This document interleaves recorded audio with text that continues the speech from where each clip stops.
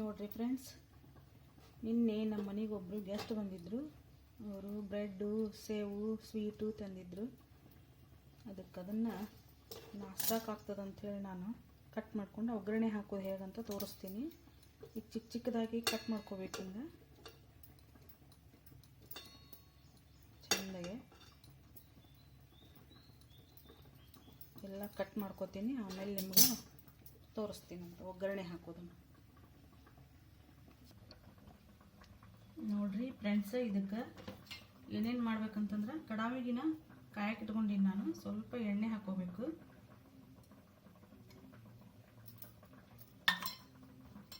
ಸ್ವಲ್ಪನೇ ಎಣ್ಣೆ ಹಾಕೊಂಡ್ರೆ ನಡೀತದೆ.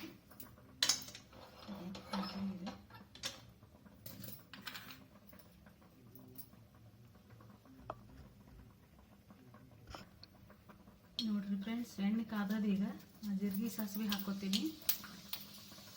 ಚಿಟಪಟ ಅಂತೈತಿ. ಆಮೇಲೆ ಸ್ವಲ್ಪ ಬೆಳ್ಳುಳ್ಳಿ ಹಾಕೋಬೇಕು ಜಜ್ಜಿಕೊಂಡು. ಹಸಿಮೆಣಸಿನ್ಕಾಯಿ. ಇದಕ್ಕೇನು ಭಾಳ ಸಾಮಗ್ರಿಗಳು ಬೇಕಾಗಿಲ್ಲ.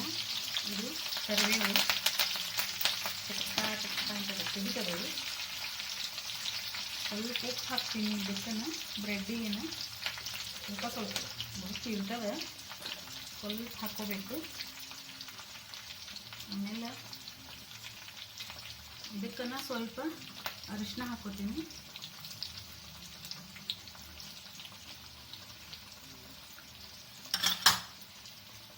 ಈಗೇನದ ಬ್ರೆಡ್ಡನ್ನು ಹಾಕಿ ಕಲಿಸ್ಕೊಂಡು ಬಿಡ್ಬೇಕು. ಬ್ರೆಡ್ ಒಂದಿದ್ರೆ ಆಯ್ತು ನೋಡ್ರಿ. ಇದಕ್ಕೆ ಏನೂ ಮೈಬೇಕಾಗಿಲ್ಲ. ಮತ್ತು ಬೇರೆ ಸಾಮಾನುಗಳು ದಿಢೀರಾಗಿ ಅಂತ ಮಾಡ್ಕೋಬೋದು. ಬ್ರೆಡ್ ಒಗ್ಗರಣೆ, ಇದಕ್ಕೆ ಬ್ರೆಡ್ ಒಗ್ಗರಣೆ ಅಂತಾರೆ. ಬ್ರೆಡ್ ಒಂದಿದ್ರೆ ಆಯಿತು. ಹಸಿಮೆಣಸಿನ್ಕಾಯಿ, ಬ್ರೆಡ್ಡು ಎಲ್ಲರ ಮನೆಗೂ ಇದ್ದೇ ಇರ್ತದೆ. ಎಲ್ಲನೂ ಕಲಿಸ್ಕೋಬೇಕು ಈ ರೀತಿ.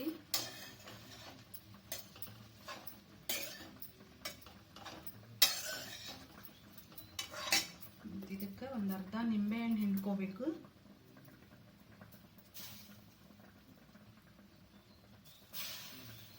ಒಂದು ಅರ್ಧ ನಿಂಬೆಹಣ್ಣು ಆದರೆ ಸಾಕು. ಮತ್ತು ಸ್ವಲ್ಪ ಸಕ್ಕರೆ.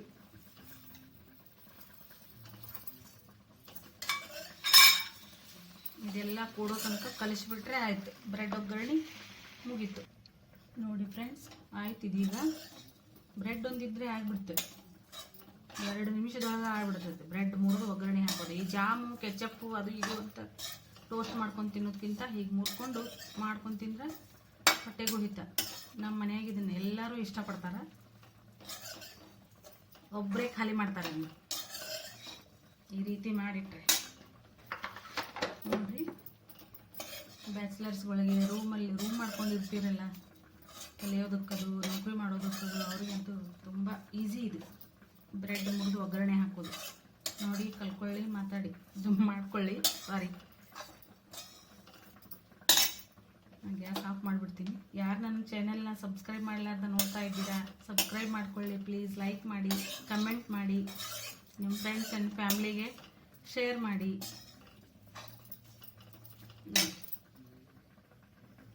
ತುಂಬ ಚೆನ್ನಾಗಿ ಆಗಿದೆ.